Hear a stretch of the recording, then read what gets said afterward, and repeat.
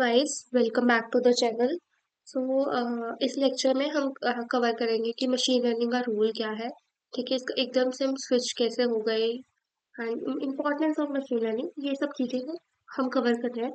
तो इसको सिर्फ आप एक बार पढ़ लेना। No need to make notes from this, इसलिए मैं भी इसको बहुत फटाफट से कवर अप करवा रही हूँ। ठीक है, so first is role of machine learning in modern software system development. Okay, so machine learning is, तो हमने देखा कि हम अ, हम ये देख रहे हैं कि मशीन लर्निंग का रोल क्या है हमारे सॉफ्टवेयर डेवलपमेंट में। पहले क्या था? पहले हम हर एक क्वेश्चन, हर कोड लिखते थे, हर सिचुएशन के लिए अलग कोड लिखते थे। ठीक है, बट मशीन लर्निंग के आने से क्या हो रहा है, हम उसको डेटा से लर्न करवा रहे हैं। एंड अगर मुझे कुछ चेंज भी करवाना है तो मैं डेटा अपडेट करके उसको इजीली इम्प्रूव कर सकती हूँ विद टाइम। मुझे हर बार कोड लिखने की ज़रूरत नहीं है। ठीक है, जैसे वो क्या बोल रहा है, ट्रेडिशनल मेथड में क्या था, मैंने इनपुट दिया, कुछ फिक्स रूल्स लगाए, ठीक है, इफ एल्स केसेस कुछ लगाए, उसके बाद मुझे एक आउटपुट मिल गया। ठीक है, बट अगर मैं मशीन लर्निंग यूज़ कर रही हूँ तो उसमें क्या हुआ, इनपुट दिया, डेटा दिया, उसके बाद कुछ एक रैंडम मॉडल, नॉट रैंडम ऐसे, कुछ एक लर्निंग मॉडल, कोई एल्गोरिथम हमने यूज़ की, उसके बेसिस में हमें कुछ आउटपुट निकाला। इसकी वजह से क्या हुआ, जो मशीन लर्निंग मॉडल है उसको खुद से ही पैटर्न निकालने हैं डेटा से, इंस्टेड या कुछ इंस्टेड ऑफ एक कुछ हार्ड कोडेड इंस्ट्रक्शंस, उसको कंप्लीटली वैसे ही इंस्ट्रक्शंस फॉलो नहीं करने सिर्फ। ठीक है, तो हमारा शिफ्ट कैसे हुआ ट्रेडिशनल प्रोग्रामिंग से मशीन लर्निंग के। ठीक है, तो ट्रेडिशनल प्रोग्रामिंग में हमने देखा कि हम डेवलपर से वो पूरा का पूरा कोड लिखते थे।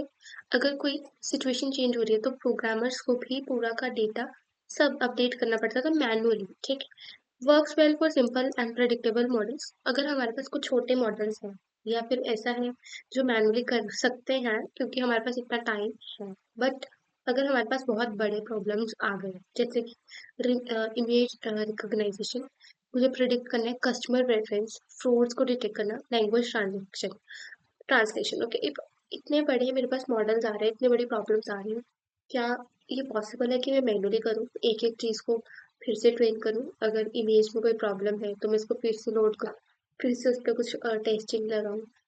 सो the answer is no.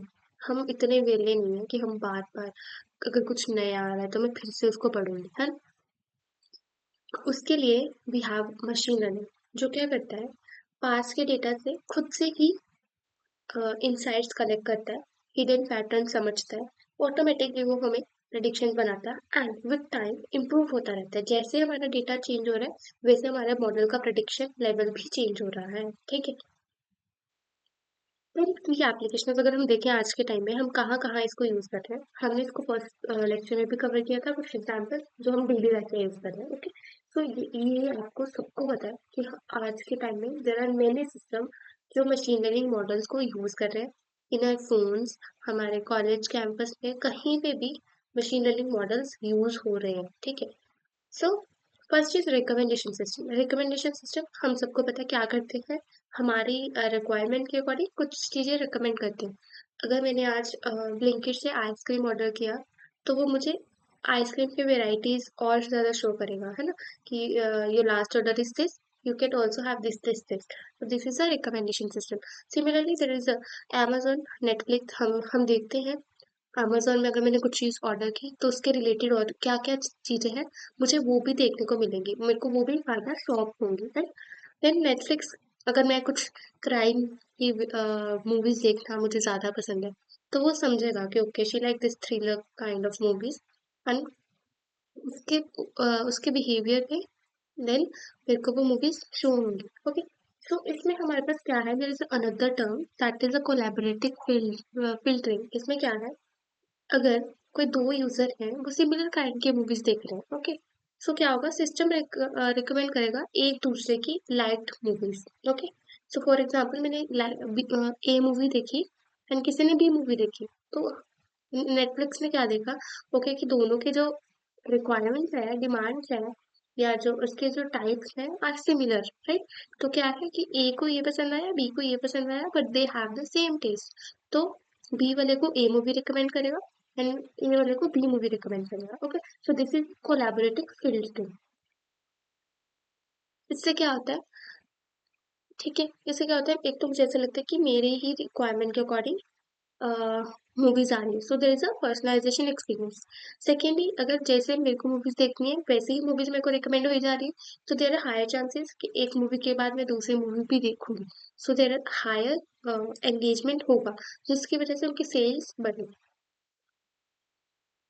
Then we have the automation and the efficiency. तो मशीन लर्निंग क्या है? कुछ ऐसे टास्क हैं जो ऑटोमेटिकली परफॉर्म कर देता है, ठीक है? एंड रिपीटिवली वो परफॉर्म करता रहता है। For example, detecting bugs automatically, predicting which code may fail, generating test cases, improving performance। हम्म, ठीक है, अगर हम मैनुअली चेकिंग करते रहते हैं ये सब, so it will take a lot of time, but machine learning की वजह से, क्योंकि उसने कुछ कुछ पैटर्न समझ लिए हैं, वो हमें बताता है कि हम कैसे इसको इम्प्रूव कर सकते हैं, ठीक है? जिसकी वजह से हमारा टाइम एंड एफर्ट्स बहुत ज़्यादा बचते हैं, कोड की क्वालिटी अच्छी हो जाती है, स्पीड ऑफ डेवलपमेंट फास्ट हो जाता है, प्रोडक्टिविटी भी हमारी हो जाती है। Third is natural language processing. So firstly, हमारे पास एनएलपी क्या है, जो कंप्यूटर्स को काइंड ऑफ हेल्प करता है to understand human language. Okay, so हमारे जितने भी बोर्ड्स बन रहे हैं, सेंटिमेंट एनालिसिस हो रहा है, लैंग्वेज ट्रांसलेशन हो रहा है, वो सब एनएलपी की एप्लीकेशंस हैं। ओके, तो इसमें क्या है, अगर मैं कुछ कोई प्रोडक्ट के लिए एक अच्छा रिव्यू दे रही हूँ that I love this product, so मेरा सिस्टम इतना स्ट्रॉन्ग है कि वो ऑटोमेटिकली समझ लेगा कि okay, this is a positive comment, ठीक है? तो ये सब क्या है, अगर मेरे पास, मैंने कोई ऐप बनाई एंड मैंने उसको प्ले स्टोर पे लिस्ट कर दिया एंड 100 यूजर्स ने उसको डाउनलोड किया, उसमें से आई एम जस्ट चेकिंग कि 50% लोगों ने उस पर कमेंट किया कि this is good, this is this what ever. On the basis of that, I say कि 50 में से there are 40 people who say this app is good। तो क्या होगा, एक एक रिव्यू बन जाएगा कि कैसी ऐप है, जिसकी वजह से बाकी जो लोग हैं वो भी आ रहे हैं, वो भी देख रहे हैं कि दिस ऐप इज रेटेड 4.5, अच्छी ही होगी जो भी रिव्यूज है, ठीक है? तो उसके बेसिस पे कस्टमर्स भी आएंगे। एंड अगर बाय चांस कुछ किसी ने बोला कि okay, I don't like your UI और समथिंग, सो मुझे पता चला this is the negative feedback, उसको मैं रिव्यू करूंगी। एंड अगर उसको मैं देख सकती हूँ मैं इसको कैसे इम्प्रूव करूँ। सो इसकी वजह से हमारे पास बहुत हेल्प हो रही है दोनों साइड से। एज अ डेवलपर मैं अपनी गलतियाँ देख पा रही हूँ थ्रू यूजर्स, एंड बाकी कस्टमर्स को भी अट्रैक्ट करने के लिए हमारे लिए ये बहुत यूजफुल है। Then security and fraud detection में भी हम मशीन लर्निंग का यूज़ करते हैं, ठीक है? जैसे बैंकिंग में, ई कॉमर्स में, साइबर सिक्योरिटी में, ठीक है? जो भी अनयूजुअल पैटर्न्स हैं हम देख सकते हैं। फॉर एग्जांपल, जैसे इसमें एग्जांपल दिया हुआ है कि कस्टमर है, हम देख रहे हैं कि वो नॉर्मली 500 रुपये खर्च करता है, बट एकदम से उसने 50,000 का विड्रॉ ले लिया, तो क्यों, कैसे? है ना? तो ये क्या होगा, एमएल इसको फ्लैग कर देगा कि ऐसा कैसे हो सकता है ना? अभी तक तो वो 500 रुपये तक ही विड्रॉ कर रहा था, इतना ही खर्च रहा था, एकदम से कैसे? तो इसमें क्या है, वो अलर्टिंग सिस्टम होते हैं जो रियल टाइम में, वो सब पे ये काम करता है, ठीक है? तो इसकी वजह से हम फ्रॉड्स को कम कर सकते हैं, फाइनेंशियल लॉस को कम करता है, इम्प्रूव द सिस्टम सिक्योरिटी, ठीक? तो ये सब चीजें हैं जो हम नॉर्मल लाइफ में देख रहे हैं। Machine learning in software development life cycle. So machine learning क्या है, हर सिस्टम में, हर जो हमारा सॉफ्टवेयर का सिस्टम होता है, हर पार्ट में कहीं ना कहीं हम यूज कर रहे हैं, ठीक है? सबसे पहले इस रिक्वायरमेंट गाइडलाइन, इसमें हम क्या करते हैं, एनालाइज करते हैं यूजर का data to predict what feature user want, ठीक है? इसमें भी एनालाइज का पार्ट हम कर रहे हैं, that is a part of machine learning. Then हम डिजाइन करते हैं, जिसमें कि यूजर को कैसा डिजाइन पसंद आएगा, ये सब, ये भी हम better UI and UX design दे सकते हैं on the basis of interaction data, user interaction से, फिर कि उसको कैसा डिजाइन पसंद आ रहा है, ठीक है? देन डेवलपमेंट में एआई कोडिंग टूल्स, जैसे हमारे पास गिटहब कोपायलट है जो हमें खुद से बताता है कोड, है, एंड स्पीड अप कर देता है हमारी डेवलपमेंट प्रोसेस। टेस्टिंग के लिए हम देख सकते हैं कि कौन से जगह पे ज़्यादा एरर आ सकती है, तो उसकी वजह से वो ऑटोमेटिकली हमें टेस्ट केस भी जनरेट करवा सकता है, जिससे हमारा टेस्टिंग प्रोसेस भी इजीली हो जाएगा। इस मेंटेनेंस के लिए हम मॉनिटर करेंगे logs and predict the system failures before they happen. So अगर रिजल्ट्स की बात करें, so we have the faster develop, जिसकी वजह से we have the better reliability and the lower cost. Why every developer should learn machine learning. Okay, so अभी हम देख भी रहे हैं, अगर कोई सॉफ्टवेयर कर रहा है, वही कोई भी ब्रांच कर रहा है, इलेक्ट्रॉनिक्स पढ़ रहा है, हर किसी के लिए मशीन लर्निंग पढ़ना इज क्वाइट इम्पॉर्टेंट, बिकॉज एक तो उसमें जॉब्स बहुत जाता है एंड इसका स्कोप है विद टाइम बढ़ ही रहा है। ठीक है, तो इसमें क्या है कि सिर्फ ये बताना चाह रहे हैं, मशीन लर्निंग कभी सिर्फ डेटा साइंस वालों के लिए ही नहीं रही। आजकल जितने भी एप्लीकेशन है, सब में एआई मशीन लर्निंग यूज हो रही है। ठीक है,